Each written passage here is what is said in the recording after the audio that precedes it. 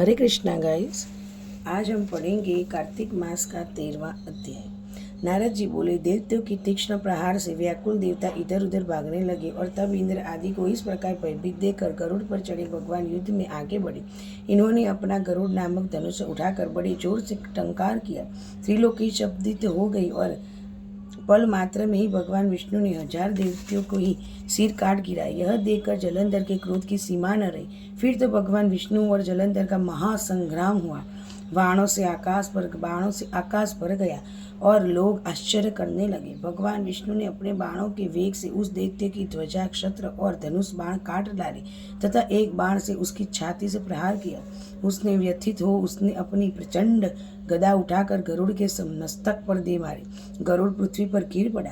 साथ ही क्रोध से उस दैत्य ने होठ काटे और भगवान विष्णु की छाती में भी एक तीक्ष्ण बाण मारा और उसके उत्तर में भगवान विष्णु ने भी अपनी गदा काट दी और उसकी गदा काटकर और अपनी सारथ धनुष पर बाण चढ़ाकर उसके बिंधना प्रारंभ किया। जलंधर जी उन पर अपने पैने बाण बरसने लगा। इसी समय जलंधर ने भगवान विष्णु को कोई पैन बाण मारकर वैष्णव धनुष को काट दिया और धनुष को कट जाने पर भगवान ने गदा ग्रहण कर ली और शीघ्र ही जलंधर को खींचकर मार भी, परंतु उस अग्निवत अमोद गदा की मार से भी वह चलायमान न हुआ और मदंत हाथी की समान उसे यानी गदा की मार को फूल की माला की जाना। साथ ही उस युद्ध दुर्मद ने अत्यंत ही क्रुद्ध होकर एक अग्निमुख त्रिशूल उठाकर विष्णु पर छोड़ दिया। भगवान विष्णु ने शिव के चरणों का स्मरण कर नंदन नामक त्रिशूल से उसने त्रिशूल को छेद दिया। जलंधर ने झटक पर भगवान विष्णु की छाती में एक मुष्टिका मारा। उसके उत्तर में भगवान विष्णु ने भी उसकी छाती पर अपनी मुष्टिका का प्रहार किया। फिर दोनों घुटने टेक पर बाहों पर मुष्टकों से बाहु युद्ध करने लगे। कितनी ही देर तक भगवान विष्णु अपने साथ युद्ध करने रहे। यह कुछ भ्रमित से हो गई। तब सर्वश्रेष्ठ मायावी भगवान इस दैत्यराज से मेघवाणी से बोले, हे रणधुम्य दैत्य श्रेष्ठ, तू धन्य है जो इस महायुद्ध में इतने बड़े बड़े आयुधों से भी भयभीत न हुआ। तेरे इस युद्ध में बड़ा प्रसन्न हूँ। तू जो चाहे मांग, मैं अदेय वस्तु भी आज तुझे दूंगा। मायावी भगवान विष्णु की ऐसी वाणी सुनकर जलंधर ने कहा, हे भावुक, यदि आप मुझ पर प्रसन्न हैं तो यह वर दीजिए कि आप मेरा बहन के साथ तथा अपने सारे कुटुंबियों के सहित मेरे घर पर निवास करें।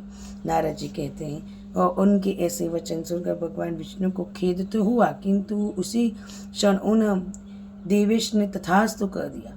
अब भगवान विष्णु सब देवताओं के साथ जलंधर में जाकर निवास करने लगे और जलंधर अपनी बहन लक्ष्मी और देवताओं को सहित भगवान विष्णु को वहां पकड़ पर बड़ा प्रसन्न हुआ। फिर तो देवताओं के पास जो रत्न आदि थे उनके स्थानों पर दैत्यों को स्थापित कर जलंधर पृथ्वी पर आया और विशुंभ को पाताल में स्थापित कर दिया और देव दानव यक्ष गंधर्व सर्प राक्षस मनुष्य आदि सबको अपना वशीवर्ती बनाकर त्रिभुवन पर शासन करने लगा।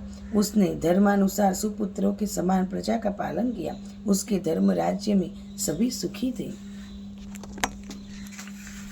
इस प्रकार हमने कार्तिक मास का 13वां अध्याय का पठन किया कि जलंधर कितना शक्तिशाली ताकत होता है, क्योंकि वो शिव का अंश था और विष्णु भगवान ने उसे कैसा वरदान दिया। ऐसे ही हम विष्णु भगवान को किसी प्रकार से हम प्रसन्न कर सकते हैं। उनके साथ कार्तिक मास में उनका दीपदान करें, तुलसी माता की पूजा करें, ब्रह्म मुहूर्त में उठें, कोई यात्रा स्थल में या यमुना गंगा ऐसे पवित्र नदी में स्नान करें। कुछ ना हो सके तो घर में स्नान करते समय भी गंगा, जमुना, सरस्वती, गोदावरी सब नदियों का स्मरण करके उनको मन में बिठा के स्नान करोगे, फिर भी हमें ये फल जरूर मिलेगा। हरे कृष्ण।